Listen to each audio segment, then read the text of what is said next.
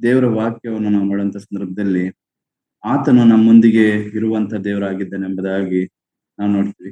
Asia ಪ್ರವಾದನೆ ಗ್ರಂಥ 43ನೇ ಅಧ್ಯಾಯ 1-4 ವಾಕ್ಯಗಳನ್ನ ನಾವು ನೋಡುವಂತ ಸಂದರ್ಭದಲ್ಲಿ,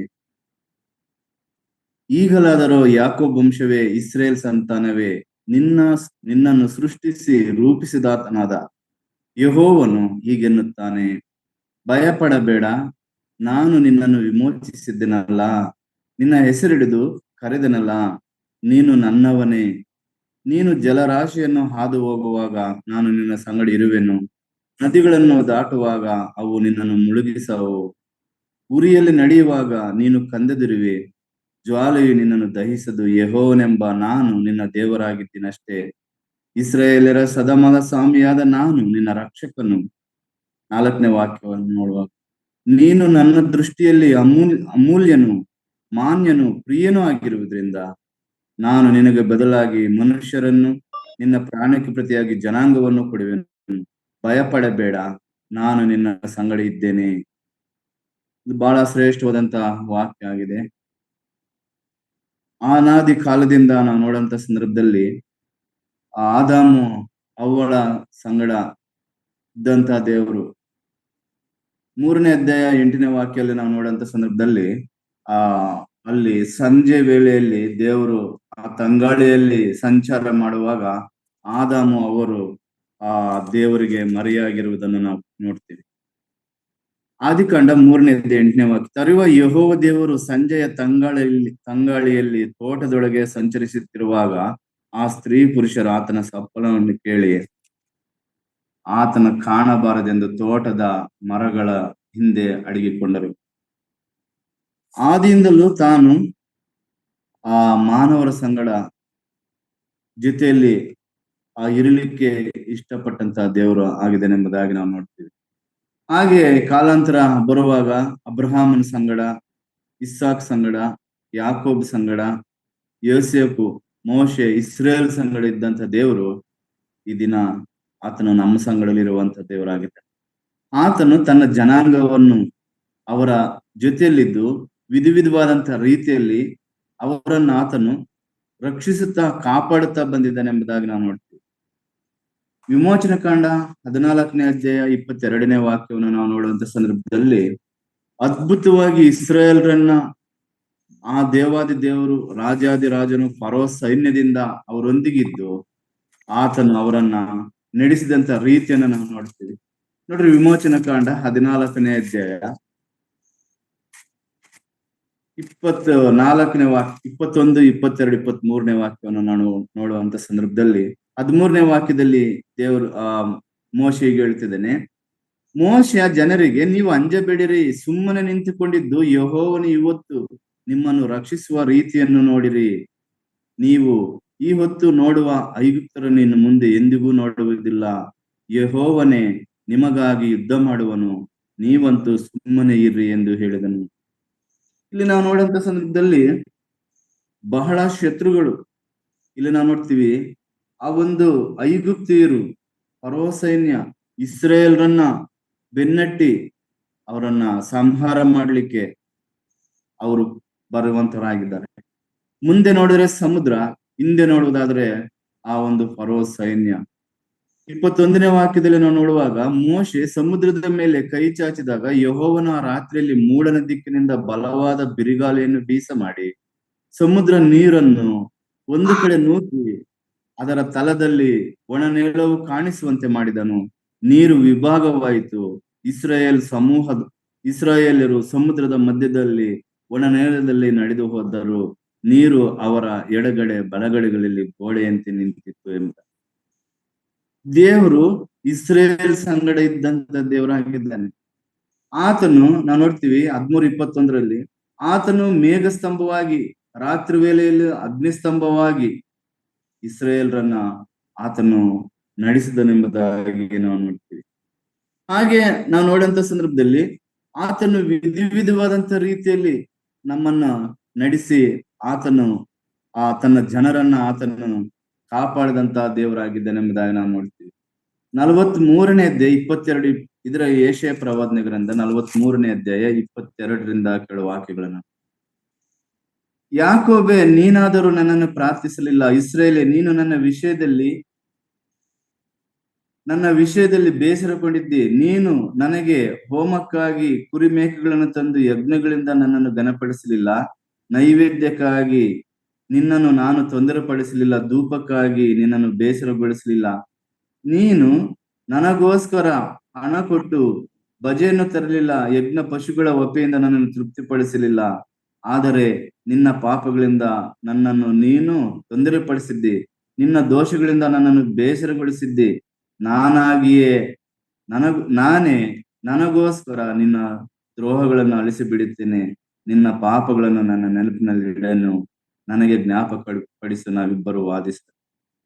ಇಲ್ಲಿ ನಾವು ನೋಡುವಂತ ಸಂದರ್ಭದಲ್ಲಿ ನಾವು ದೇವರಿಗೆ ದೂರಸ್ಥರಾಗಿರುವಂತ ನಮ್ಮನ್ನ ಆತನು ನಮಗಾಗಿ ಆತನು ನಮ್ಮ ಪಾಪಗಳನ್ನ ಆತನು ಪರಿಹಾರ ಮಾಡಿದಂತ ದೇವರಾಗಿದ್ದಾನೆ. ಆತನು ನಮಗಾಗಿ ಮಾನವನಾಗಿ ಈ ಲೋಕಕ್ಕೆ ಬಂದಂತ ದೇವರಾಗಿದ್ದಾನೆ. ದೇವರೇ ಮಾನವನಾಗಿ ಮನುಷ್ಯರ ಸಂಗಡ ವಾಸ ಮಾಡುವಂತದ್ದು ಅದು ಬಹಳ ಅದ್ಭುತವಾದಂತಹ ಒಂದು ಇದಾಗಿದೆ ಪ್ರಿಯ ದೇವ ಜನರಿಗೆ. ನಾವು ನೋಡ್ತೀವಿ, ಆತನು ಈ ಭೂಮಿ ಮೇಲೆ 33 ವರ್ಷ ಸ್ವಾಮಿ ಭೂಮಿ ಮೇಲೆ ಆತನು ನಮಗಾಗಿ ಜೀವಿಸಿದ್ದಾನೆ. ನಮಗಾಗಿ ನಮ್ಮನ್ನು ರಕ್ಷಿಸಲು, ನಮ್ಮನ್ನು ಕಾಪಾಡಲು, ಆತನನ್ನು ನಾವು ಆರಾಧಿಸುವಂತೆ, ಆತನನ್ನು ನಾವು ಕೊಂಡಾಡುವಂತೆ, ಆತನ ಮಾರ್ಗದಲ್ಲಿ ನಡೆಯುವಂತೆ, ಆತನ ಮಹಿಮೆಗಾಗಿ ನಾವು ಜೀವಿಸುವಂತೆ ಆ ದೇವಾದಿ ದೇವರು ರಾಜಾದಿ ರಾಜನು 2000 ವರ್ಷ ಹಿಂದೆ ಈ ಲೋಕಕ್ಕೆ ಬಂದು 33 ವರ್ಷ ಆ ದೇವರು ಭೂಮಿ ಮೇಲೆ ಜೀವಿಸಿದ್ದಾನೆ ಪ್ರಿಯ ದೇವರು. ಹೀಗೆ ನಾವು ನೋಡುವಂತ ಸಂದರ್ಭದಲ್ಲಿ ಇನ್ನೊಂದು ವಾಕ್ಯವನ್ನು ನಾವು ನೋಡುವಂತ ಸಂದರ್ಭದಲ್ಲಿ ಯೆಶಾಯ ಪ್ರವಾದನೆ ಗ್ರಂಥ 65ನೇ ಅಧ್ಯಾಯದಲ್ಲಿ ಇನ್ನೂ ಚೆನ್ನಾಗಿ ಬರೆಯಲ್ಪಟ್ಟಿದೆ. ಯೆಶಾಯ ಪ್ರವಾದನೆ ಗ್ರಂಥ 65ನೇ ಅಧ್ಯಾಯ 1-2 ವಾಕ್ಯಗಳು. ವಿಜ್ಞಾಪಿಸಿಕೊಳ್ಳದವರಿಗೆ ಪ್ರಸನ್ನನಾದೆನು, ನನ್ನನ್ನು ಹುಡುಕದವರಿಗೂ ಸಿಕ್ಕಿದೆನು. ನನ್ನ ನಾಮವೆತ್ತಿ ಪ್ರಾರ್ಥಿಸದ ಜನಾಂಗಕ್ಕೂ ಈಗೋ ನಾನಿದ್ದೇನೆ ಎನ್ನುತ್ತಿದ್ದೆನು. ನನ್ನನ್ನು ತೊರೆದು ಮನಸ್ಸು ಬಂದ ಹಾಗೆ ದುರ್ಮಾರ್ಗದಲ್ಲಿ ನಡೆಯುವ ಜನರನ್ನು ನಾನು ದಿನವೆಲ್ಲ ಕೈ ಚಾಚಿ ಕರೆದೆನು ಎಂಬುದಾಗಿ. ಆತನು ಪ್ರತ್ಯಕ್ಷನಾಗಿದ್ದಾನೆ. ಆತನನ್ನು ನಾವು ಹುಡುಕಲಿಲ್ಲ, ನಮಗೆ ಸಿಕ್ಕಿದ್ದಾನೆ. ನಾವು ಪ್ರಾರ್ಥಿಸಲಿಲ್ಲ, ದೇವರಂತಿದ್ದಾನೆ ನಾನಿದ್ದೇನೆ ಎಂಬುದಾಗಿ.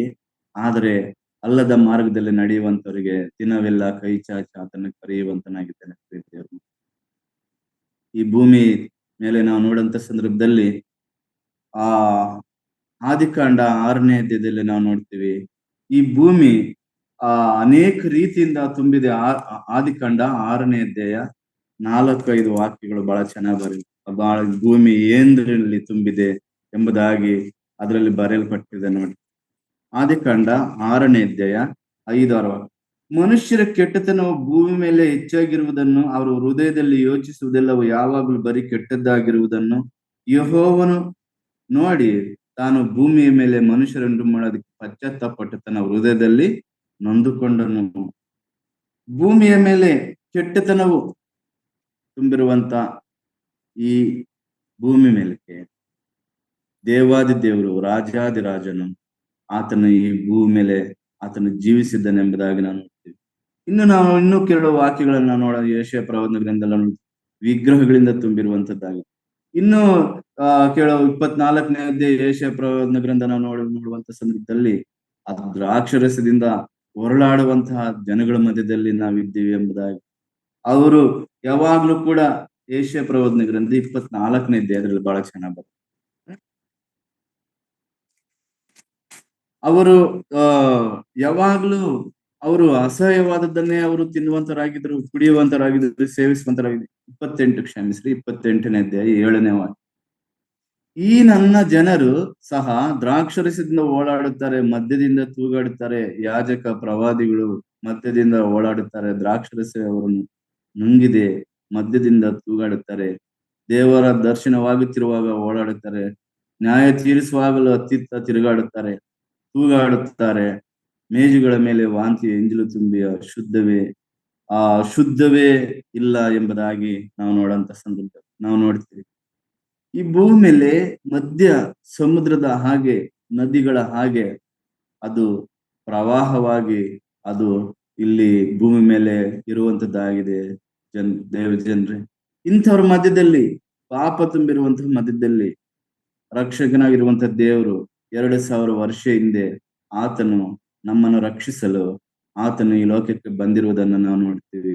ನಮ್ಮೊಂದಿಗೆ ಆತನು ವಾಸ ಮಾಡಿದನು, ಆತನು ನಮ್ಮೊಂದಿಗೆ ಜೀವಿಸಿದನು, ಆತನು ನಮ್ಮ ಹಾಗೆ ಆತನು ಈ ಭೂಮಿ ಮೇಲೆ ಆತನು ನಮ್ಮ ಹಾಗೆ ಆತನು ಈ ಲೋಕದಲ್ಲಿ ವಾಸ ಮಾಡಿದನೆಂಬುದಾಗಿ ನಾವು ನೋಡ್ತೀವಿ. ಹೀಗೆ ಆತನು ಈ ಲೋಕಕ್ಕೆ ನಮಗಾಗಿ ಬಂದಾಗ ನಾವು ಅನೇಕ ರೀತಿಯಲ್ಲಿ ದೇವರು ವಾಕ್ಯ ಹೇಳುತ್ತೆ. ಯೆಶಾಯ ಪ್ರವಾದನ ಗ್ರಂಥ 1ನೇ ಅಧ್ಯಾಯ ಕೇಳುವ ವಾಕ್ಯಗಳು: ಆಕಾಶ ಮಂಡಲವೇ ಆಲಿಸು, ಭೂಮಿಯ ಕಿವಿಗೊಡು, ನಾನು ಎತ್ತು ಸಲಹಿದ ನನ್ನ ಮಕ್ಕಳು ನನ್ನನ್ನು ಬಿಟ್ಟು ದೂರ ಹೋಗಿದ್ದಾರೆ ಎಂಬುದಾಗಿ ಅಲ್ಲಿ ನಾವು ನೋಡ್ತೀವಿ. ಕತ್ತೆಯು ತನ್ನ ಯಜಮಾನನ ಬಲ್ಲೆದ್ದು ಬಲ ಯೆಶಾಯ ಪ್ರವಾದನ ಗ್ರಂಥ 1ನೇ ಅಧ್ಯಾಯದಲ್ಲಿ ನೋಡ್ತೀವಿ. 2ನೇ ವಾಕ್ಯ: ಆಕಾಶ ಮಂಡಲವೇ ಆಲಿಸು, ಭೂಮಂಡಲವೇ ಕೇಳು, ಯೆಹೋವನು ಮಾತನಾಡುತ್ತಿದ್ದಾನೆ, ನಾನು ಸಾಕಿ ಸಲಹಿದ ಮಕ್ಕಳೇ ನನಗೆ ದ್ರೋಹ ಮಾಡಿದ್ದಾರೆ. ಎತ್ತು ಯಜಮಾನನನ್ನು, ಕತ್ತೆಯು ಒಡೆಯನ, ಕೊಟ್ಟಿಗೆಯು ಗೋದಲೆಯನ್ನು ತಿಳಿದಿರುವವು. ಇಸ್ರೇಲ್ ಜನರಿಗೂ ತಿಳುವಳಿಕೆ ಇಲ್ಲ, ನನ್ನ ಪ್ರಜೆಯು ಆಲೋಚಿಸುವುದಿಲ್ಲ ಎಂಬುದಾಗಿ ನಾವು ನೋಡ್ತೀವಿ. ಪಾಪಿಷ್ಟ ಜನವೇ, ಅಧರ್ಮ ಭಾರವನ್ನು ಪ್ರಜೆಯೇ, ದುಷ್ಟ ಜಾತಿಯ ದ್ರೋಹಿಗಳಾದ ಮಕ್ಕಳೇ, ನಿಮ್ಮ ಗತಿಯನ್ನು ಏನು ಹೇಳಲಿ? ಇಂಥವ್ರ ಮಧ್ಯದಲ್ಲಿ ದೇವರಿಗೆ ಅವಿಧೇಯರು, ಅನೀತಿವಂತರಾಗಿ ಈ ಭೂಮಿ ಮೇಲೆ ವಿರುದ್ಧವಾಗಿ ಜೀವಿಸುವಂತ, ನೆನೆಸದೇ ಇರುವಂತ ಜನರ ಮಧ್ಯಕ್ಕೆ ದೇವರು ಆತನು ಮಾನವನಾಗಿ ನಮಗಾಗಿ ಲೋಕಕ್ಕೆ ಬಂದಿದ್ದಾನೆಂಬುದಾಗಿ ನಾವು ದೇವರ ವಾಕ್ಯದಲ್ಲಿ ನಾವು ನೋಡ್ತೀವಿ. ಹಿಂಗೆ ನಾವು ನೋಡಂತ ಸಂದರ್ಭ ಯೆಶಾಯ ಪ್ರವಾದನ ಗ್ರಂಥ 44ನೇದು 22ನೇ ವಾಕ್ಯದಲ್ಲಿ ನಾವು ನೋಡ್ತೀವಿ. ದೇವರು ಹೀಗೆ ಹೇಳ್ತಿದೆ, 22ನೇ ವಾಕ್ಯ: ನಿನ್ನ ದ್ರೋಹಗಳನ್ನು ಮಂಜಿನಂತೆ ಪರಿಹರಿಸಿದ್ದೇನೆ, ನಿನ್ನ ಪಾಪಗಳನ್ನು ಮೋಡದಂತೆ ಹಾರಿಸಿದ್ದೇನೆ, ನಿನ್ನನ್ನು ವಿಮೋಚಿಸಿದ್ದೇನೆ, ನನ್ನ ಕಡೆಗೆ ತಿರುಗಿಕೋ. ಆಕಾಶವೇ ಹರ್ಷಧ್ವನಿಗೈ, ಯೆಹೋವನು ತನ್ನ ಕಾರ್ಯವನ್ನು ನೆರವೇರಿಸಿದ್ದಾನೆ. ಭೂಮಿಯ ಅಧೋಲೋಕವೇ ಆರ್ಭಟಿಸು, ಪರ್ವತಗಳೇ, ವನವೇ, ಸಕಲ ವನವೃಕ್ಷಗಳೇ ಕೋಲಾಹಲ ಮಾಡಿರಿ. ಯೆಹೋವನು ಯಾಕೋಬನನ್ನು ವಿಮೋಚಿಸಿದ್ದಾನೆ, ಇಸ್ರಾಯೇಲರ ರಕ್ಷಣೆಯಿಂದ ತನ್ನ ಮಹಿಮೆಯನ್ನು ಪ್ರಚುರಗೊಳಿಸಿದ್ದಾನೆಂಬುದಾಗಿ ನಾವು ಯೆಶಾಯ ಪ್ರವಾದನ ಗ್ರಂಥ ಹಾಗೆ 85ನೇ ಅಧ್ಯಾಯದಲ್ಲಿ ನೋಡ್ತೀವಿ. ದೇವರು ದೇಶವನ್ನು ಕಟಾಕ್ಷಿಸಿದ್ದಾನೆ, ತನ್ನ ಪ್ರಜೆಗಳ ದ್ರೋಹವನ್ನ ಆತನು ಕ್ಷಮಿಸಿದ್ದಾನೆ, ಅವರ ಪಾಪಗಳನ್ನು ಪರಿಹಾರ ಮಾಡಿದ್ದಾನೆ ಎಂಬುದಾಗಿ ಕೀರ್ತನೆಗಳ ಗ್ರಂಥ 85ನೇ ಅಧ್ಯಾಯ 1ರಿಂದ 5 ವಾಕ್ಯಗಳವರೆಗೂ ನಾವು ನೋಡುವಂತರಾಗ್ತೀವಿ. ಪ್ರಿಯ ದೇವರ ಮಕ್ಕಳೇ, ಆತನು ಇಲ್ಲಿ ನಾವು ನೋಡ್ತೀವಿ, ನಮ್ಮ ಪಾಪಗಳನ್ನ ಪರಿಹಾರ ಮಾಡುವುದಕ್ಕೋಸ್ಕರವಾಗಿ, ನಮ್ಮನ್ನ ತನ್ನ ಜನವನ್ನಾಗಿ ಮಾಡಿಕೊಳ್ಳುವುದಕ್ಕೋಸ್ಕರವಾಗಿ ಆತನು ಈ ಲೋಕಕ್ಕೆ ಬಂದಿದ್ದಾನೆ. ಒಂದು ದಿನ ಆಕಾಶಕ್ಕೆ ಕೇಳು, ಭೂಮಿಯ ಕಿವಿಗೊಡನಂತೀವಿ. ಈ ದಿನ ಆಕಾಶವು ಅದನ್ನ ನಾವು ನೋಡ್ತೀವಿ ಆರ್ಭಾಟಿಸುವಂತದ್ದಾಗಿ, ಭೂಮಿ ಆಕಾಶವು ಹರ್ಷಧ್ವನಿಗೊಯ್ಯುವಂತದ್ದಾಗಿದೆ, ಭೂಮಿಯು ಆರ್ಭಾಟ ಮಾಡುವಂತದ್ದಾಗಿದೆ.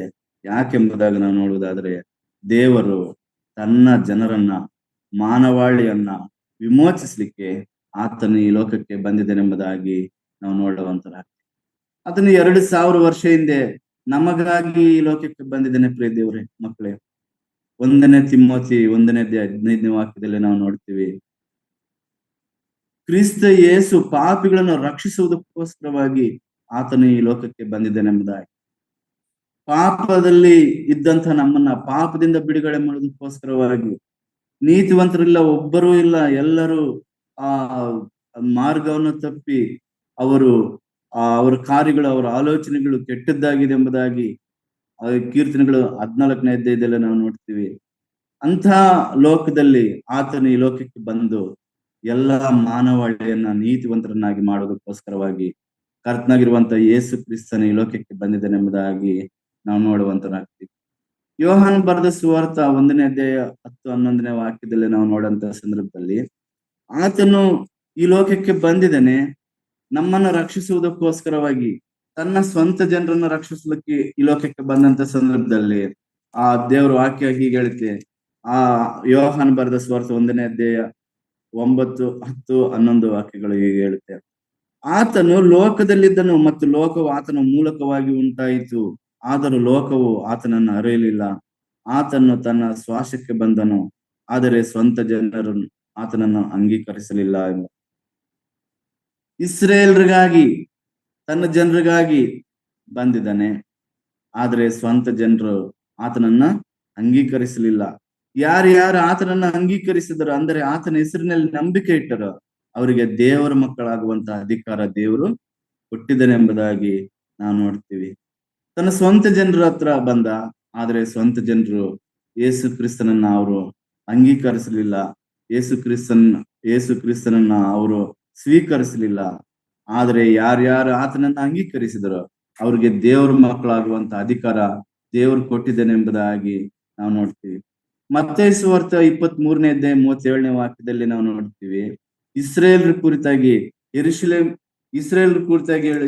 ಹೇಳುತ್ತೆ, ಯೆರೂಸಲೇಮೇ ಯೆರೂಸಲೇಮೇ ಎಂಬುದಾಗಿ ಸ್ವಾಮಿ ಆತನ ಕರೆಯುವಂತ ದೇವರಾಗಿದ್ದಾನೆ.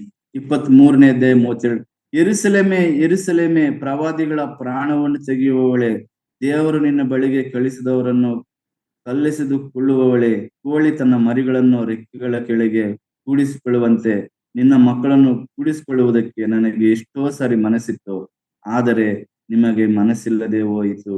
ನೋಡಿರಿ, ನಿಮ್ಮ ಆಲಯವು ನಿಮಗೆ ಬರಿದಾಗಿ ಬಿಟ್ಟಿದೆ. ಈಗಿನಿಂದ ಕರ್ತನ ಹೆಸರಿನಲ್ಲಿ ಬರುವವನಿಗೆ ಆಶೀರ್ವಾದವೆಂದು ನೀವು ಹೇಳುವ ತನಕ ನೀವು ನನ್ನನ್ನು ನೋಡುವುದೇ ಇಲ್ಲವೆಂದು ನಿಮಗೆ ಹೇಳುತ್ತೇನೆ ಎಂಬುದಾಗಿ ನಾನು. ಆತನು ಇಸ್ರೇಲ್ರಿಗಾಗಿ, ನಮಗಾಗಿ, ತನ್ನ ಜನರಿಗಾಗಿ ಈ ಲೋಕಕ್ಕೆ ಬಂದನು.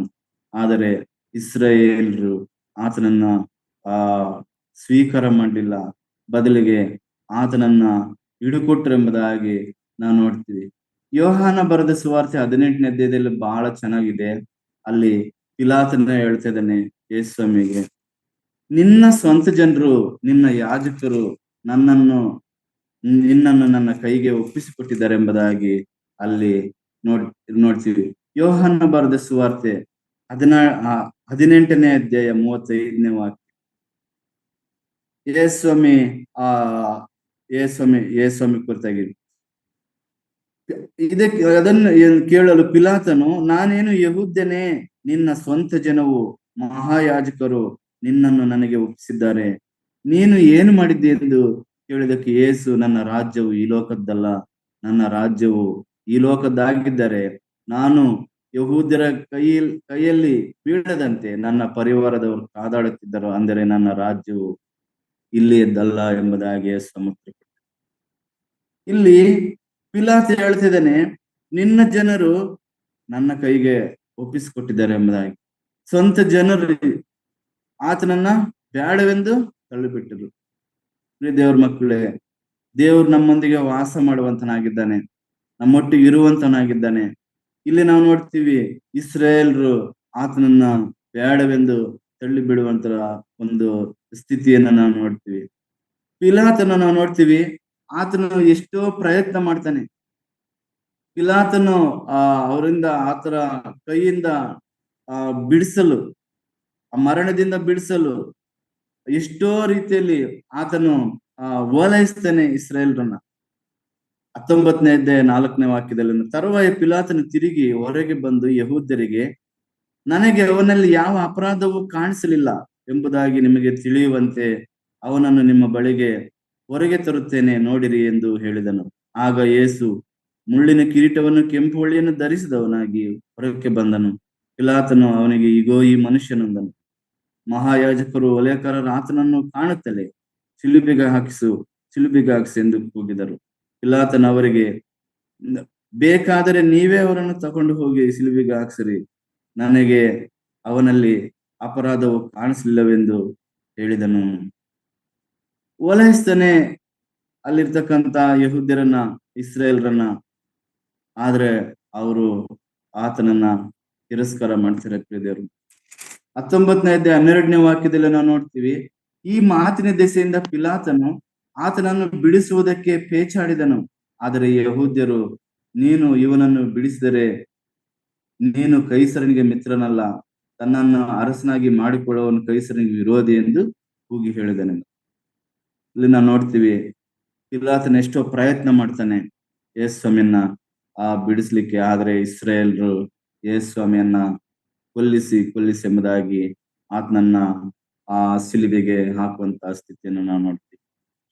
ನಮಗೋಸ್ಕರವಾಗಿ ನಮ್ಮ ಪಾಪಗಳನ್ನ ಅಪರಾಧಗಳನ್ನ ಆತನು ನಮ್ಮಿಂದ ಬಿಡಿಸುವುದಕ್ಕೋಸ್ಕರವಾಗಿ ಆತನು ನಮಗಾಗಿ ಬಲಿ ಆಗ್ಲೇಬೇಕಾಗಿತ್ತು. ಪ್ರಿಯ ದೇವರ ಮಕ್ಕಳೇ, ಆತನು ಬಲಿಯಾಗಿ ನಮ್ಮನ್ನ ಆ ಭಯಂಕರವಾದಂತ ನರಕದಿಂದ ಪಾಪದಿಂದ ಆತನು ಬಿಡಿಸಿದ್ದಾನೆ. ಆತನು ನಮ್ಮ ಮುಂದಿಗೆ ಇರುವಂತ ದೇವರಾಗಿದ್ದಾನೆ. ಆತನು ನಮ್ಮನ್ನು ನಡೆಸುವಂತ ದೇವರಾಗಿದ್ದಾನೆ ಎಂಬುದಾಗಿ ನಾವು ನೋಡ್ತೀವಿ. ಹಾಗೆ ನಾವು ನೋಡ್ತೀವಿ ಮತ್ತೇಯು ಸುವಾರ್ತೆ 14ನೇ ಅಧ್ಯಾಯದಲ್ಲ ನೋಡ್ತೀವಿ, ಶಿಷ್ಯರ ಜೊತೆಯಲ್ಲಿ ಸ್ವಾಮಿ ಇರೋದನ್ನ ನಾವು ನೋಡ್ತೀವಿ. ಅಲ್ಲಿ ಸಮುದ್ರದ ಇದರಲ್ಲಿ ಅವರು ಆಚೆ ದಡಕ್ಕೆ ಪ್ರಯಾಣ ಮಾಡುವಂತರಾಗ್ತಾರೆ ದೋಣಿಯಲ್ಲಿ. ಆದ್ರೆ ಯೇಸು ಸ್ವಾಮಿ ಅವ್ರ ಎದುರಿನಲ್ಲಿ ಆತನು ನಡೆದುಕೊಂಡು ಅವರನ್ನ ಕಾಣ್ಲಿಕ್ಕೆ ಆತನು ಬರುವಂತನಾಗಿದ್ದಾನೆ.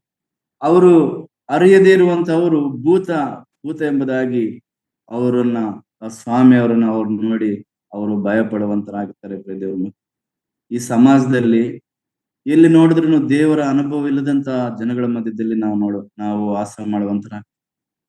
ಎಲ್ಲಿ ನೋಡಿದ್ರು ಸ್ವಲ್ಪ ಸಂಜೆ ಆದ್ರೆ ಸಾಕು, ಸ್ವಲ್ಪ ಕತ್ಲಾದ್ರೆ ಸಾಕು, ಮನೆಯಿಂದ ಹೊರಗಡೆ ಬರ್ಲಿಕ್ಕೆ ಭಯ ಪಡ್ತೀವಿ. ಈ ಮರದ ಒಂದು ಗಾಳಿ ಬೀಸುವಂತ ಸಂದರ್ಭದಲ್ಲಿ ಆ ಮರಗಳ ಒಂದು ಚಪ್ಪಳವನ್ನು ಕೇಳಿ ಅನೇಕರು ಭಯ ಆಗಿರುವಂತಹ ಸ್ಥಿತಿಯನ್ನ ನಾವು ನೋಡುವಂತರ. ಬರೀ ಬರೀ ದೆವ್ವಗಳ ಒಂದು ಆಲೋಚನೆಯಲ್ಲಿ ಮಾಟ ಮಂತ್ರಗಳ ಇದರಲ್ಲಿ ತುಂಬಿರುವಂತ ಈ ನಮ್ಮ ಸಮಾಜದಲ್ಲಿ ನಾವು ಜೀವಿಸುವಂತರಾಗಿರ್ತೀವಿ. ದೇವರ ಮಕ್ಕಳೇ, ನಮ್ಮೊಟ್ಟಿಗೆ ದೇವರಿದ್ದಾನೆಂಬುದಾಗಿ, ದೇವರು ಶಿಷ್ಯರ ಸಂಗಡ ಇದ್ದಾನೆಂಬುದಾಗಿ ಆತನ ಹೇಳ್ತಾ ಅವ್ರ ಹತ್ರಕ್ಕೆ ಬಂದು ನಾನು ಎಂಬುದಾಗಿ ಹೇಳುವಾಗ ಪೇತ್ರ ಹೇಳ್ತಾ ಇದ್ದೇನೆ, ಸ್ವಾಮಿ ನೀನೇ ಆದ್ರೆ ಈ ಸಮುದ್ರದ ಮೇಲೆ ನಡೆದು ನಿನ್ನ ಹತ್ರಕ್ಕೆ ಬರುವ ಹಾಗೆ ಮಾಡಿ ಎಂಬುದಾಗಿ.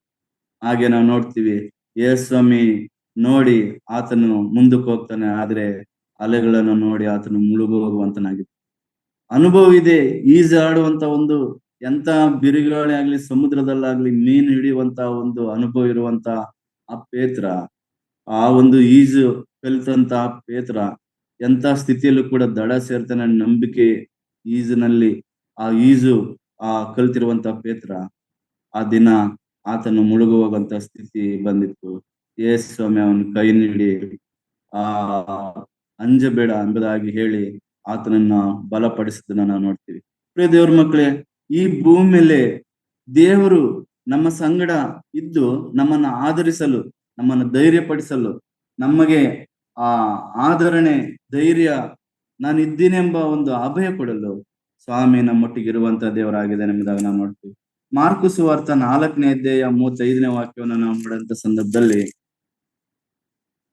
ಅಲ್ಲಿ ಕೂಡ ದೇವರು ಶಿಷ್ಯರ ಜೊತೆಯಲ್ಲಿ ಯೇಸು ಸ್ವಾಮಿ ಸಮುದ್ರದಲ್ಲಿ ಹಡಗಿನಲ್ಲಿ ಇರುವುದನ್ನ ನಾವು ನೋಡ್ತೀವಿ. ಮಾರ್ಕು ಸುವಾರ್ತೆ 4ನೇ ಅಧ್ಯಾಯ 35ರಿಂದ. ಆವತ್ತು ಸಾಯಂಕಾಲವಾದಾಗ ಆತನು ಅವರಿಗೆ ಆಚೆ ದಡಕ್ಕೆ ಹೋಗೋಣ ಎಂದು ಹೇಳಿದನು. ಅವರು ಆ ಜನರು ಗುಂಪನ್ನು ಬಿಟ್ಟು ಆತನನ್ನು ಅದೇ ದೋಣಿಯಲ್ಲಿ ಹಾಗೆಯೇ ಕರೆದುಕೊಂಡು ಹೋದರು. ಬೇರೆ ದೋಣಿಗಳು ಆತನ ಸಂಗಡಿದ್ದವು. ತರುವಾಯ ದೊಡ್ಡ ಬಿರುಗಾಳಿ ಎದ್ದು ತೆರೆಗಳು ಆ ದೋಣಿ ಬಡಿದು ಒಳಗೆ ನುಗ್ಗಿದ್ರಿಂದ ಆ ದೋಣಿಯು ಆಗಲೇ ತುಂಬುವುದಕ್ಕೆ ಬಂದಿತ್ತು. ಆತನು ದೋಣಿ ಹಿಂಭಾಗದಲ್ಲಿ ತಲೆಗಿಂಬನ್ನು ಹೊರಗಿ ನಿದ್ದೆ ಮಾಡುತ್ತಾ ಇದ್ದನು. ಅವರು ಆತನನ್ನು ಎಬ್ಬಿಸಿದಾಗ, ಗುರುವೇ, ನಾವು ಮುಳುಗು ಹೋಗುವುದರಲ್ಲಿ ನಿನಗೆ ಚಿಂತೆ ಇಲ್ಲವೇ ಎಂದು ಕೇಳಲು ಆತನು ಎದ್ದು ಬಿರುಗಾಳಿಯನ್ನು ಗದರಿಸಿ ಸಮುದ್ರಕ್ಕೆ, ಸುಮ್ಮನಿರು, ಮೆರೆಯಬೇಡ ಎಂದು ಅಪ್ಪಣೆ ಕೊಟ್ಟನು. ಕೂಡಲೇ ಗಾಳಿ ನಿಂತು ಹೋಯಿತು, ಎಲ್ಲ ಶಾಂತ. ದೇವರು ನಮ್ಮ ಸಂಗಡ ಇದ್ದಾನೆ. ನಮ್ಗೆ ಅನೇಕ ರೀತಿಯಲ್ಲಿ ಕಳವಳ, ಕುಟುಂಬದಲ್ಲಿ, ಮನೆಯಲ್ಲಿ ಕೆಲವು ಸನ್ನಿವೇಶಗಳು ನಾವು ನೋಡುವಂತ ಸಂದರ್ಭದಲ್ಲಿ ಅವು ಬಹಳ ಗಂಭೀರವಾದಂತಹ ಸ್ಥಿತಿಯಲ್ಲಿ ನಾವಿರುವಾಗ ನಿಜವಾಗ್ಲೂ ನಾವು ಅನೇಕ ರೀತಿಯಲ್ಲಿ ಇದೇ ಶಿಷ್ಯರು ಸಂಶಯ ಪಟ್ಟ ಹಾಗೆ ನಮ್ಮ ಜೀವನದಲ್ಲಿ, ನಮ್ಮ ವೈಯಕ್ತಿಕ ಜೀವನಗಳಲ್ಲಿ ನಾವು ಸಂಶಯ ಪಡುವಂತಾಗ್ತೀವಿ. ದೇವ್ರು ನಮ್ಮ ಹತ್ರ ಇದ್ದಾನ? ದೇವ್ರು ನಮ್ಮ ಸಂಗಡ ಇದ್ದಾನ? ಇಲ್ಲಿ ನಾವು ನೋಡ್ತೀವಿ ಅನೇಕ ರೀತಿಯಲ್ಲಿ ಬಿರುಗಾಳಿ ಅಂತ ಸಂಕಟಗಳು, ಕಷ್ಟಗಳು, ನೋವುಗಳು ನಮಗೆ ಸಂಭವಿಸುವಂತದ್ದಾಗಿದೆ ಈ ಸಮಾಜದಲ್ಲಿ, ಈ ಲೋಕದಲ್ಲಿ. ಯಾಕಂದ್ರೆ ನಾವಿರುವಂತ ಈ ಒಂದು ಲೋಕ ಅದು ದುಷ್ಟರ ಕೈಯಲ್ಲಿ ಇರುವಂತದ್ದಾಗಿದೆ ಎಂಬುದಾಗಿ ನಾವು ನೋಡ್ತೀವಿ. ಈ ಲೋಕಕ್ಕೆ ಸಂಬಂಧಪಟ್ಟದ್ದು ಒಂದು ಕೂಡ ಆತನಲ್ಲಿ ಇಲ್ಲ. ಈ ಲೋಕಕ್ಕೆ ಸಂಬಂಧಪಟ್ಟದ್ದನ್ನ ನೋಡಂತ ಸಂದರ್ಭದಲ್ಲಿ ಆ ಸೈತಾನ್ ಸಂಬಂಧಪಟ್ಟದ್ದಾಗಿದೆ. ಈ ಲೋಕದಲ್ಲಿದ್ದ ನಮಗೆ ಇವು ಕೂಡ ನಮಗೆ ಸಂಭವಿಸುವಂತದ್ದಾಗಿದೆ. ಅನೇಕ ರೀತಿಯಲ್ಲಿ ನಾವು ನೋಡ್ತೀವಿ, ಸ್ವಾಮಿ ಅವ್ರ ಜೊತೆಲಿ ಇದ್ದಾನೆ, ಆ ದೋಣಿಯಲ್ಲಿ ಇದ್ದಾನೆ, ಅವ್ರ ಸಂಗಡ ಇದ್ದಾನೆ, ಸಂಗಡ ಅನೇಕ ದೋಣಿಗಳಿದಾವೆ. ಆದ್ರೆ ಆ ಬಿರುಗಾಳಿ ಇದೆಲ್ಲ ನೋಡಿ, ಗುರುವೇ ನಾವು ಮುಳುಗೋಗೋದು ನಿನಗಿಷ್ಟವೇ, ನಾವು ಹೀಗೆ ನೀರಿನಲ್ಲಿ ಇದಾಗೋದು ನಿನಗಿಷ್ಟವೇ ಎಂಬುದಾಗಿ ಅವರು ಸ್ವಾಮಿಯನ್ನ ಅವರು ಕೇಳುವಂತರಾಗ್ತಾರೆ. ನಮ್ಮ ಜೀವನದಲ್ಲಿ ಏನಾದ್ರೂ ಕೆಲವು ಘಟನೆಗಳು ಸಂಭವಿಸಿದಾಗ ದೇವರಿದ್ರೆ ನಮಗೆ ಯಾಕೆ ಈ ಕಷ್ಟಗಳು, ಈ ಸಂಕಟಗಳು, ಈ ನೋವು, ಈ ಒಂದು ಬಾಧೆಗಳು ನಮಗೆ ಬರುವಂತದ್ದಾಗಿದೆ ಎಂಬುದಾಗಿ ಅನೇಕ ರೀತಿಯಲ್ಲಿ ಸಂಶಯಗಳು ನಮಗೆ ಬರುವಂತದ್ದಾಗಿದೆ. ಆದ್ರೆ ಸ್ವಾಮಿ ಹೇಳ್ತಿದ್ದಾನೆ, ಆತನು ನಮ್ಮ ಸಂಗಡ ಯಾವಾಗಲೂ ಇರುವಂತನಾಗಿದ್ದಾನೆ. ಆತನ ಎಂದೆಂದಿಗೂ ನಮ್ಮ ಕೈ ನೀಡಿ ನಮ್ಮನ್ನು ಮುಂದಕ್ಕೆ ನಡೆಸುವಂತವರಾಗಿದ್ದಾರೆ ಎಂಬುದಾಗಿ ನಾವು ನೋಡ್ತೀವಿ. 39ನೇ ವಾಕ್ಯದಲ್ಲಿ ನಾವು ನೋಡುವಂತ ಸಂದರ್ಭದಲ್ಲಿ ಗಾಳಿಯನ್ನು ಗದರಿಸಿ ಸಮುದ್ರಕ್ಕೆ ಸುಮ್ಮನಿರು ಎಂಬುದಾಗಿ. ಎಂಥ ಬಿರುಗಾಳಿಯನ್ನಾಗಿ, ಎಂಥ ಕಷ್ಟಗಳೇ ಆಗ್ಲಿ, ಸಮುದ್ರದಷ್ಟು ಇದೇ ಆಗ್ಲಿ, ಆ ಸ್ವಾಮಿ ನಮ್ಮನ್ನ ಅವುಗಳನ್ನ ಇದು ಮಾಡಿ ನಮ್ಮನ್ನ ಸಮಾಧಾನಕ್ಕೆ ತರುವಂತನಾಗಿದ್ದಾನೆ, ನಮಗೆ ಶಾಂತಿ ತುಂಬುವಂತನಾಗಿದ್ದಾನೆ, ನಮಗೆ ಆದರಣೆ, ಧೈರ್ಯವನ್ನ ಆ ಸ್ವಾಮಿ ಕೊಡುವಂತನಾಗಿದ್ದಾನೆ ಎಂಬುದಾಗಿ ನಾವು ನೋಡ್ತೀವಿ. ತಿರುಗಿ ಸ್ವಾಮಿ ಅವ್ರಿಗೆ ಹೇಳ್ತಾ ಇದ್ದಾನೆ, ನಾನು ಇದ್ದೀನಲ್ಲ, ತರುವಾಯ ಆತನು ಅವರಿಗೆ ಯಾಕೆ ಧೈರ್ಯಗೆಡುತ್ತೀರಿ, ಇನ್ನು ನಿಮಗೆ ನಂಬಿಕೆ ಇಲ್ಲವೋ ಎಂದು ಕೇಳಲು ಅವರು ಬಹು ಭಯಪಟ್ಟರು ಎಂಬುದಾಗಿ ನಾವು ನೋಡ್ತೀವಿ. ನಾನಿದ್ದೀನಲ್ಲ ನಿಮಗೆ, ನಾನು ನಿಮಗೋಸ್ಕರ ಈ ಲೋಕಕ್ಕೆ ಬಂದಿದ್ದೀನಲ್ಲ, ನಾನು ನಿಮ್ಮನ್ನ ರಕ್ಷಿಸುವುದಕ್ಕೋಸ್ಕರ, ನಿಮ್ಮನ್ನು ಕಾಪಾಡೋದಕ್ಕೋಸ್ಕರ, ಎಲ್ಲಾದ್ರಿಂದ ಬಿಡುಗಡೆ ಮಾಡೋದಕ್ಕೋಸ್ಕರ ನಾನು ನಿಮ್ಮ ಸಂಗಡ ಇದ್ದೀನಲ್ಲ, ಯಾಕೆ ನೀವು ಧೈರ್ಯಗೆಡ್ತೀರಿ ಎಂಬುದಾಗಿ ದೇವರು ನಮ್ಮೊಟ್ಟಿಗೆ ಆತನು ಮಾತನಾಡುವಂತನಾಗಿದ್ದಾನೆ. ಆತನು ನಮ್ಮ ಸಂಗಡ ಇದ್ದು ನಮ್ಮನ್ನು ನಡೆಸುವಂತ ಮಹಾದೇವರಾಗಿದ್ದಾನೆ ಎಂಬುದಾಗಿ ಇಲ್ಲಿ ನಾವು ನೋಡ್ತೀವಿ. ಅದೇ ರೀತಿಯಲ್ಲಿ ನಾವು ನೋಡ್ತೀವಿ, ದೇವರು ಇಹದಲ್ಲಿಯೂ ನಮ್ಮ ಸಂಗಡ ಇದ್ದು ಆತನು ತನ್ನ ರಾಜ್ಯದಲ್ಲಿ ನಮ್ಮನ್ನು ಎಂದೆಂದಿಗೂ ಆತನೊಟ್ಟಿಗೆ ನಮ್ಮನ್ನು ಇರಲು ಆತನು ನಮ್ಮನ್ನು ನಡೆಸಿದಂತ ದೇವರಾಗಿದ್ದಾನೆ. ಪ್ರಿಯ ದೇವರು, ಇಲ್ಲಿ ನಾವು ನೋಡ್ತೀವಿ, 1ನೇ ಪೇತ್ರನ್ ಬರೆದಂತ ಪತ್ರಿಕೆ 1ನೇ ಅಧ್ಯಾಯದಲ್ಲಿ ನಾವು ನೋಡ್ತೀವಿ, ಆತನು ನಮ್ಮನ್ನ ಆರಿಸ್ಕೊಂಡಿದ್ದಾನೆ, ನಮ್ಮನ್ನು ತನ್ನ ಜನರಾಗಿ ಆತನು ಮಾಡಿಕೊಂಡಿದ್ದಾನೆ ಎಂಬುದಾಗಿ ಅಲ್ಲಿ ನಾವು ನೋಡ್ತೀವಿ. ಯಾಜಕರನ್ನಾಗಿಯೂ ಆತನಿಗೆ ಮೆಚ್ಚುಗೆ ಆಗುವಂತ ಜನರನ್ನಾಗಿಯೂ ಆತನು ಮಾಡಿದ್ದಾನೆ ಎಂಬುದಾಗಿ ನಾವು ನೋಡ್ತೀವಿ. 2ನೇ ಅಧ್ಯಾಯ 2ನೇ ಅಧ್ಯಾಯ 9ನೇ ವಾಕ್ಯ, ನೀವಾದರೂ ನಿಮ್ಮನ್ನು ಕತ್ತಲೊಳಗೆ ಕರೆದು ತನ್ನ ಆಶ್ಚರ್ಯಕರವಾದ ಬೆಳಕಿನಲ್ಲಿ ಸೇರಿಸಿದ ಆತನ ಗುಣಾತಿಶಯಗಳನ್ನು ಪ್ರಚಾರ ಮಾಡುವವರಾಗುವಂತೆ ದೇವರಾದುಕೊಂಡ ಜನಾಂಗವು, ರಾಜವಂಶಸ್ಥರಾದ ಯಾಜಕರು, ಮೀಸಲಾದ ಜನವು, ದೇವರ ಸ್ವಕೀಯ ಪ್ರಜೆಯೂ ಆಗಿದ್ದೀರಿ. ಮೊದಲು ನೀವು ಪ್ರಜೆಯಾಗಿರ್ಲಿಲ್ಲ, ಈಗ ದೇವರ ಪ್ರಜೆಯಾಗಿದ್ದೀರಿ ಎಂಬುದು. ಇಸ್ರಾಯೇಲ್ರಿಗೆ ಸಿಕ್ಬೇಕಾಗಿತ್ತು ಆ ಭಾಗ್ಯ, ಅವ್ರು ಅದನ್ನು ಕಳ್ಕೊಂಡ್ರು. ದೇವರ ಮಕ್ಕಳೇ, ಯೇಸು ಸ್ವಾಮಿ ಆತನು ತನ್ನ ಮಹಾಪ್ರೀತಿಯಿಂದ ಆತನು ನಮ್ಮನ್ನ ಆರಿಸ್ಕೊಂಡಿದ್ದಾನೆ. ಆತನು ನಮ್ಮನ್ನ ವಿಶೇಷವಾದಂತ ರೀತಿಯಲ್ಲಿ ಆತನು ನಮ್ಮನ್ನ ಹತ್ಕೊಂಡಿದ್ದಾನೆ ಎಂಬುದಾಗಿ ನಾವು ನೋಡ್ತೀವಿ. ಒಂದು ವಾಕ್ಯದಲ್ಲಿ ನಾವು ನೋಡಿದೆ, ಆತನು ಇದರಲ್ಲಿ ನಾವು ನೋಡ್ತೀವಿ, ತನ್ನ ಜನರಲ್ಲದವರನ್ನ ಆತನ ಜನಾಂಗವನ್ನಾಗಿ ಮಾಡ್ಕೊಂಡಿದ್ದಾನೆ, ತನ್ನ ಪ್ರಜೆಗಳನ್ನಾಗಿ ಮಾಡ್ಕೊಂಡಿದ್ದಾನೆ. ಆತನು ಅವರಿಗೆ ಬೆಳಕನ್ನಾಗಿಯೂ ರಕ್ಷಕನನ್ನಾಗಿಯೂ ಆತನು ಅವರನ್ನು ಮಾಡ್ಕೊಂಡಿದ್ದಾನೆ, ಅವರಿಗೆ ಆಗಿದ್ದಾನೆ ಎಂಬುದಾಗಿ. ದೇವರ ಮಕ್ಕಳೇ, ನಮಗೆ ಆತನು ರಕ್ಷಕನಾಗಿದ್ದಾನೆ, ಆತನು ಬೆಳಕನಾಗಿದ್ದಾನೆ. ಆ ಬೆಳಕಿನಲ್ಲಿ ನಾವು ನಡೆಯುವಂತರಾಗಿದ್ದೇವೆ ಎಂಬುದಾಗಿ ನಾವು ನೋಡ್ತೀವಿ. ದೇವರಾದುಕೊಂಡ ಜನಾಂಗವು ನಾವಾಗಿದ್ದೀವಿ, ರಾಜವಂಶಸ್ಥರು ನಾವಾಗಿದ್ದೀವಿ, ಯಾಜಕರು ನಾವಾಗಿದ್ದೀವಿ, ಮೀಸಲಾದ ಜನವೂ ಆಗಿದ್ದೀವಿ, ದೇವರ ಸ್ವಕೀಯ ಪ್ರಜೆ ಆಗಿದ್ದೀವಿ. ನಾವು ಒಂದಾನೊಂದು ದಿನದಲ್ಲಿ ಹಿಂದೂ ಬ್ಯಾಕ್ಗ್ರೌಂಡ್ ಬಂದಿರ್ತಕ್ಕಂಥವ್ರು, ನಮ್ಗೆ ವ್ಯವಸಾಯ ಇದೆ. ಈ ಎಮ್ಮೆ ಮತ್ತೆ ಹಸುಗಳ ಹಾಲು ಕರೆಯುವಾಗ ಮೊದಲನೇ ಆ ಒಂದು ಕರೆಯುವಂತ ಹಾಲು, ತುಪ್ಪ, ಬೆಣ್ಣೆ ದೇವ್ರಿಗೆ ಹೋಗಿ ನಾವು ಕೊಡ್ತಿದ್ದೀವಿ, ಅವುಗಳನ್ನ ಎತ್ತಿಟ್ಬಿಟ್ಟು. ಹೀಗೆ ನಾವು ನೋಡುವಂತ ಸಂದರ್ಭದಲ್ಲಿ ಯಾವ ಮುಟ್ಟಬಾರದೆಂಬುದಾಗಿ ಸ್ವಾಮಿ ನಮ್ಮನ್ನ ಹಾಗೆ ಮೀಸಲೆಂಬುದಾಗಿ ನಮ್ಮನ್ನು ಕರೆದಿದ್ದಾನೆ, ನಮ್ಮ ಜೊತೆಯಲ್ಲಿದ್ದಾನೆ, ನಮ್ಮನ್ನು ಪ್ರತ್ಯೇಕ ಮಾಡಿದ್ದಾನೆ. ಆತನ ಜನವನ್ನಾಗಿ, ಯಾಜಕರನ್ನಾಗಿ, ತನ್ನ ಸ್ವಕೀಯ ಪ್ರಜೆಯನ್ನಾಗಿ ಆತನ ಮಾಡಿಕೊಂಡಿದ್ದಾನೆ. ನಾವು ಮೊದಲನೇ ಪ್ರಜೆ ಯೇಸು ಸ್ವಾಮಿ ದೇವರ ರಾಜ್ಯದಲ್ಲಿ ನಾವು ಇರುವಂತರಾಗಿದ್ದ. ಪ್ರಕಟಣೆ ಗ್ರಂಥದಲ್ಲಿ ನಾವು ನೋಡ್ತೀವಿ, 5ನೇ ಅಧ್ಯಾಯ 9ನೇ ವಾಕ್ಯದ 9-10 ವಾಕ್ಯಗಳು ಬಹಳ ಚೆನ್ನಾಗಿ ಬರೆಯಲ್ಪಟ್ಟಿದೆ.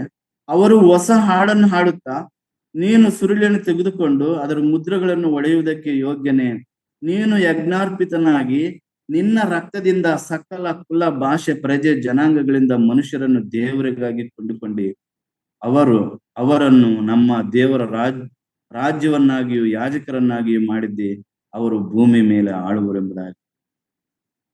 ಸಕಲ ಕುಲ, ಜಾತಿ, ಸಕಲ ಕುಲ, ಭಾಷೆ, ಪ್ರಜೆಗಳನ್ನ ಸ್ವಾಮಿ ತನ್ನ ರಕ್ತವನ್ನು ಸುರಿಸಿ ನಮ್ಮನ್ನು ಕೊಂಡುಕೊಂಡಿದ್ದೇವೆ. ಇಸ್ರೇಲ್ರಿಗೆ ಏನು ಬಾಧ್ಯತೆ ಇದೆಯೋ ಮೊದಲನೇ ಬಾಧ್ಯತೆ, ಆತನು ತನ್ನ ಪ್ರಾಣ ಕೊಟ್ಟು ನಮಗಾಗಿ ರಕ್ತ ಸುರಿಸಿ ನಮ್ಮನ್ನು ಕೊಂಡುಕೊಂಡಿದ್ದಾನೆ. ದೇವರ ಮಕ್ಕಳೇ, ಅವ್ರ ಪಾಪಗಳ ಪರಿಹಾರಕ್ಕೋಸ್ಕರವಾಗಿ ಬೆಳವಕ್ಕಿನೋ, ಪಾರಿವಾಳನೋ ಅಥವಾ ಕುರಿ, ಮೇಕೆನೋ ಆ ತಲೆ ಮೇಲೆ ಕೈ ಇಟ್ಟು ಅವರು ಅರ್ಪಿಸ್ಬೇಕಾಗಿತ್ತು. ನನಗೂ ನಿನಗೂ ಸೃಷ್ಟಿಕರ್ತನಾಗಿರುವಂತ ದೇವ್ರೆ ತನ್ನ ಮಗನನ್ನ ಈ ಲೋಕಕ್ಕೆ ಕಳಿಸ್ಕೊಟ್ಟು ನಮ್ಮ ಪಾಪಗಳನ್ನೆಲ್ಲ ಆತನ ತಲೆ ಮೇಲೆ ಹಾಕಿ ನಮ್ಮ ಪಾಪಗಳಿಂದ ಆತನ ಬಿಡಿಸಿದ್ದಾನೆ, ಆತನ ಮಕ್ಕಳಾಗಿ ಮಾಡ್ಕೊಂಡಿದ್ದಾನೆ ಎಂಬುದಾಗಿ ನಾವು ಈ ವಾಕ್ಯದಲ್ಲಿ ನಾವು ನೋಡ್ತೀವಿ.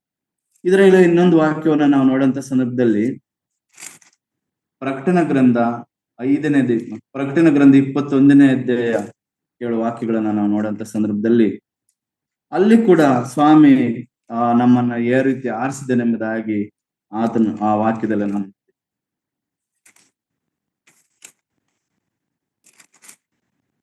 ಪ್ರಕಟಣೆ ಗ್ರಂಥ 21ನೇ ಅಧ್ಯಾಯದಲ್ಲಿ ಆತನ ರಾಜ್ಯದವರನ್ನಾಗಿ ಆತನ ಮಾಡ್ಕೊಂಡಿದ್ದಾನೆ, ಆ ರಾಜ್ಯದಲ್ಲಿ ನಾವು ಎಂದೆಂದಿಗೂ ಇರುವಂತರಾಗ್ತೀವಿ ಎಂಬುದಾನೆ. ತರುವಾಯ ನೂತನ ಆಕಾಶ ಮಂಡಲವನ್ನು, ನೂತನ ಭೂಮಂಡಲವನ್ನು ಕಂಡೆನು. ಮೊದಲಿದ್ದ ಆಕಾಶ ಮಂಡಲವು, ಮೊದಲಿದ್ದ ಭೂಮಂಡಲವು ಇಲ್ಲದೆ ಹೋಯಿತು, ಇನ್ನು ಸಮುದ್ರವೂ ಇಲ್ಲ. ಇದಲ್ಲದೆ ಪರಿಶುದ್ಧ ಪಟ್ಟಣವಾದ ಹೊಸ ಯೆರೂಸಲೇಮು ಪರಲೋಕದಿಂದ ದೇವರ ಬಳಿಯಿಂದ ಇಳಿದು ಬಂದಿರುವುದನ್ನು ಕಂಡೆನು. ಅದು ತನ್ನ ಗಂಡನಿಗೋಸ್ಕರ ಅಲಂಕೃತಳಾದ ಮೊದಲಗಿತ್ತೆಯಂತೆ ಶೃಂಗರಿಸಲ್ಪಟ್ಟಿತು. ಇದಲ್ಲದೆ ಸಿಂಹಾಸನದೊಳಗಿಂದ ಬಂದ ಮಹಾ ಶಬ್ದವು ನನಗೆ ಕೇಳಿಸಿತು. ಅದು, ಇಗೋ, ದೇವರ ನಿವಾಸವು ಮನುಷ್ಯರಲ್ಲಿ ಅದೇ, ಆತನು ಅವರೊಡನೆ ವಾಸ ಮಾಡುವವನು, ಅವರು ಆತನಿಗೆ ಪ್ರಜೆಗಳಾಗಿರುವರು. ದೇವರು ತಾನೇ ಅವರ ಸಂಗಡ ಇರುವನು, ಅವರ ಕಣ್ಣೀರನ್ನೆಲ್ಲ ಒರೆಸಿ ಬಿಡುವನು. ಇನ್ನು ಮರಣವಿರುವುದಿಲ್ಲ, ಇನ್ನು ದುಃಖವಾಗಲಿ, ಗೋಲಾಟವಾಗಲಿ, ಕಷ್ಟವಾಗಲಿ ಇರುವುದಿಲ್ಲ, ಮೊದಲಿದ್ದದ್ದೆಲ್ಲ ಇಲ್ಲದೆ ಹೋಯಿತು ಎಂದು ಹೇಳಿತು. ಒಂದು ದಿನ ಬರ್ತಾ ಇದೆ ಪ್ರಿಯ ದೇವ್ರ ಮಕ್ಕಳೇ, ಆ ದಿನಕ್ಕೋಸ್ಕರವಾಗಿ ನಾವು ಎದುರು ನೋಡುವಂತ ಸ್ವಾಮಿ ಜೊತೆಯಲ್ಲಿ ನಾವಿರುವಂತದ್ದು, ನಮ್ಮ ಜೊತೆಯಲ್ಲಿ ಸ್ವಾಮಿ ಇರುವಂತ ದಿನ, ಯುಗಾಂತರಗಳಲ್ಲಿ ಆತನ ಜೊತೆಯಲ್ಲಿರುವಂತ ಒಂದು ದಿನ ಬರುವಂತದ್ದಾಗಿದೆ. ಸ್ವಾಮಿಯೇ ನಮಗೆ ಎಲ್ಲವನ್ನು ಆತನು ಕೊಡುವಂತನಾಗಿದ್ದಾನೆ. ಮತ್ತೆ ಇನ್ನು ಮುಂದೆ ಈ ಕಣ್ಣೀರಾಗಲಿ, ದುಃಖವಾಗಲಿ, ಗೋಲಾಟವಾಗಲಿ, ಕಷ್ಟವಾಗಲಿ ಅಲ್ಲಿ ಇರೋದಿಲ್ಲ. ದೇವರೇ ನಮ್ಮನ್ನ ನಡೆಸುವಂತನು, ದೇವರೇ ನಮ್ಮನ್ನು ಕಾಪಾಡುವಂತನೆಂಬುದಾಗಿ ನಾವು ನೋಡ್ತೀವಿ. 21ನೇ ಅಧ್ಯಾಯ 22ನೇ ವಾಕ್ಯ ಬಹಳ ಚೆನ್ನಾಗಿದೆ. ಕೊನೆಯದಾಗಿ ನಾನು ಮುಗಿಸ್ಲಿಕ್ಕೆ ಇಷ್ಟಪಡ್ತೀನಿ. ಪಟ್ಟಣದಲ್ಲಿ ನಾನು ದೇವಾಲಯವನ್ನು ಕಾಣಲಿಲ್ಲ, ಯಾಕಂದರೆ ಸರ್ವಶಕ್ತನಾದ ದೇವರಾಗಿರುವ ಕರ್ತನು, ಯಜ್ಞದ ಕುರಿಯಾದ ಆತನು ಅವರ ದೇವಾಲಯವಾಗಿದ್ದನು.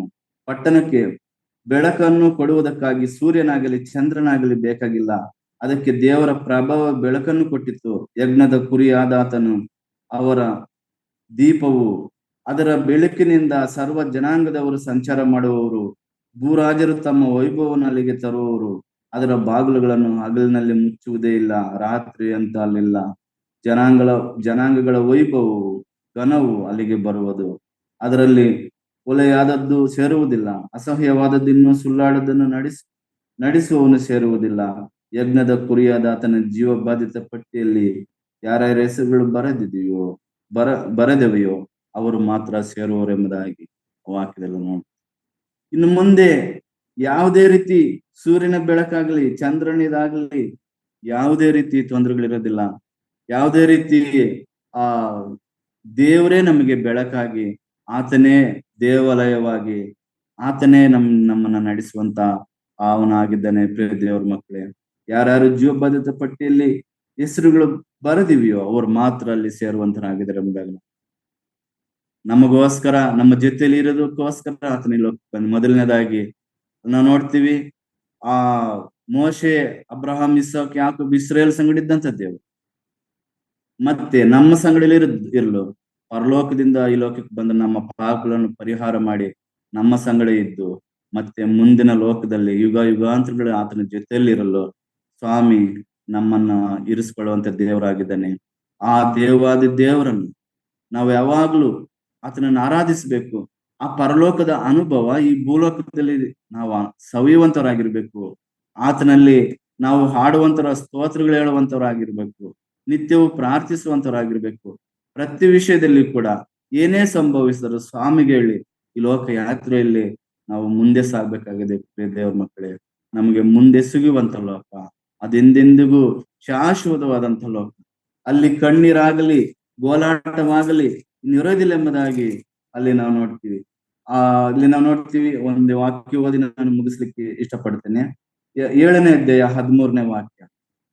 7ನೇ ಅಧ್ಯಾಯ 13ನೇ ವಾಕ್ಯ. ಪ್ರಕಟಣೆ ಗ್ರಂಥ 7:13 ನಾನು ಓದಲಿ ಮುಗಿಸ್ಲಿಕ್ಕೆ ಇಷ್ಟಪಡ್ತೇನೆ. ಇದನ್ನು ನೋಡಿ ಹಿರಿಯರಲ್ಲಿ ಒಬ್ಬನು ಬಿಳಿ ನಿಲುವಂಗಿಗಳನ್ನು ತೊಟ್ಟಿ ಕೊಂಡಿರುವವರಾದ ಇವರು ಯಾರು, ಎಲ್ಲಿಂದ ಬಂದವರು ಎಂದು ನನ್ನನ್ನು ಕೇಳಲು, ಅಯ್ಯ ನೀನೇ ಬಲ್ಲೆ ಎಂದನು. ಅವನು ನನಗೆ, ಇವರ ಮಹಾ ಹಿಂಸೆಯನ್ನು ಅನುಭವಿಸಿ ಬಂದವರು ಯಜ್ಞದ ಕುರಿಯಾದಾತನ ರಕ್ತದಲ್ಲಿ ತಮ್ಮ ನಿಲುವಂಗಿಗಳನ್ನು ತೊಳೆದು ಶುಭ್ರ ಮಾಡಿದ್ದಾರೆ. ಈ ಕಾರಣದಿಂದ ಅವರು ದೇವರ ಸಿಂಹಾಸನ ಮುಂದೆ ಇದ್ದುಕೊಂಡು ಆತನ ಆಲಯದಲ್ಲಿ ಹಗಲಿರುಳು ಆತನ ಸೇವೆ ಮಾಡುತ್ತಿದ್ದಾರೆ. ಸಿಂಹಾಸನದಲ್ಲಿ ಕೂತಿರುವ ಆತನು ಗುಡಾರದಂತೆ ಅವರನ್ನು ಆವರಿಸುವನು. ಇನ್ನು ಮೇಲೆ ಅವರಿಗೆ ಹಸಿವೆ ಇಲ್ಲ, ಬಾಯಾರಿಕೆ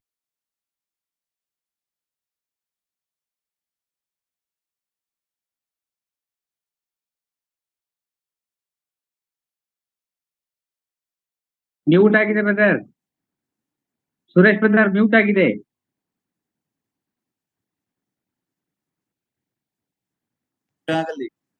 ಇನ್ನು ಮುಂದೆ ನಮ್ಮಿಲ್ಲ ದೇವರು ಅಂತ ರಾಜ್ಯಕ್ಕೆ ದೇವರು ನಮ್ಮನ್ನ ನಡೆಸುವಂತನಾಗಿದೆ. ಈ ಭೂಮಿಯಲ್ಲಿ ನಾವು ಜೀವನ ಮಾಡಿದ್ರೆ 70 ವರ್ಷ 80 ವರ್ಷ ಕಷ್ಟ ಸಂಕಟಗಳದರ ಆಡಂಬರ ಎಂದೆಂದಿಗೂ ಇರುವಂತ ರಾಜ್ಯ ದೇವರು ನಮಗೆ ಕೊಡುವಂತನಾಗಿದ್ದಾನೆ. ಈ ಭೂಮಿ ನಾವು ನೋಡುವಂತ ಸಂದರ್ಭದಲ್ಲಿ ಅದರ ಆಯುಸ್ಸು ಮುಗಿದೋಗಿದೆ ಎಂಬುದಾಗಿ ನಾವು ನೋಡ್ತೀವಿ. ಈ ಚಂಡಮಾರುತ, ಈ ಭೂಕಂಪ, ಈ ಒಂದು ಮಳೆ, ಈ ಒಂದು ಯುದ್ಧಗಳ ಇವೆಲ್ಲ ನಾವು ನೋಡುವಂತ ಸಂದರ್ಭದಲ್ಲಿ ಆತನ ಬರವಣಿಗೆ ಬಹಳ ಹತ್ರ ಇದೆ. ನಾವು ಇನ್ನೂ ಬಹಳ ಬಾಳ್ತೀವಿ ಅಂದ್ರೂ ಈ ಭೂಮಿ ಅಷ್ಟಕ್ಕೆ ಅದು ನಿಲ್ಲಲಿಕ್ಕೆ ಸಾಧ್ಯ ಇಲ್ಲ. ನಾವು ನೋಡಂತ ಸಂದರ್ಭದಲ್ಲಿ ಒಂದೊಂದು ದೇಶ ನಾವು ನೋಡಂತ ಸಂದರ್ಭದಲ್ಲಿ ಸುಮಾರು 20-30 ಸಾರಿ ಯುದ್ಧ ಮಾಡಿದ್ರಿ ಈ ಭೂಮಿ ನಾಶ ಆಗ್ಲಿಕ್ಕೆ ಒಂದು ದೇಶ ಒಂದು ಆಯುಧಗಳನ್ನು ಇಟ್ಕೊಂಡಿದೆ ಎಂಬುದಾಗಿ ನಾವು ನೋಡ್ತೀವಿ. 20 ಸಾರಿ 30 ಸಾರಿ ಈ ಭೂಮಿಯನ್ನ ಹಾಳು ಮಾಡ್ಲಿ ಅಂತ ಒಂದು ಆಯುಧಗಳು ಅಂತ ಒಂದು ಇವು ಆಯಾ ದೇಶಗಳು ಇಟ್ಕೊಂಡಿದೆ ಎಂಬುದಾಗಿ ನಾವು ನೋಡ್ತೀವಿ.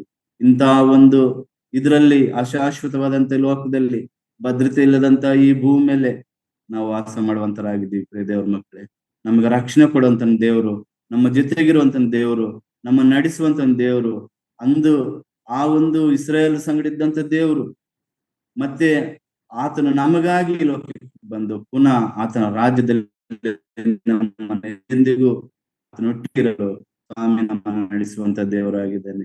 ಆತನಿಗೆ ಸಾಕ್ಷಿ ಮಕ್ಕಳಾಗಿ ಈ ಲೋಕದಲ್ಲಿ ಭಕ್ತಿಯಿಂದಲೂ ಭಯದಿಂದಲೂ ನಮ್ಮನ್ನ ಕಾಪಾಡಿಕೊಂಡು ದೇವರಿಂದ ದೂರ ಆಗದೆ ಪ್ರತಿ ವಿಷಯದಲ್ಲಿ ದೇವರಿಗೆ ಕೃತಜ್ಞತಾಸ್ತುತಿಗಳನ್ನು ಸಲ್ಲಿಸುತ್ತಾ ಪ್ರಾರ್ಥನೆ ಮನವಿಗಳನ್ನೇ ಸ್ವಾಮಿ ಮುಂದೆ ಇಟ್ಕೊಂಡು ಈ ಲೋಕ ಯಾತ್ರೆಯಲ್ಲಿ ಜಯಶೀಲರಾಗಿ ನಾವು ಮುಂದೆ ಸಾಗೋಣ.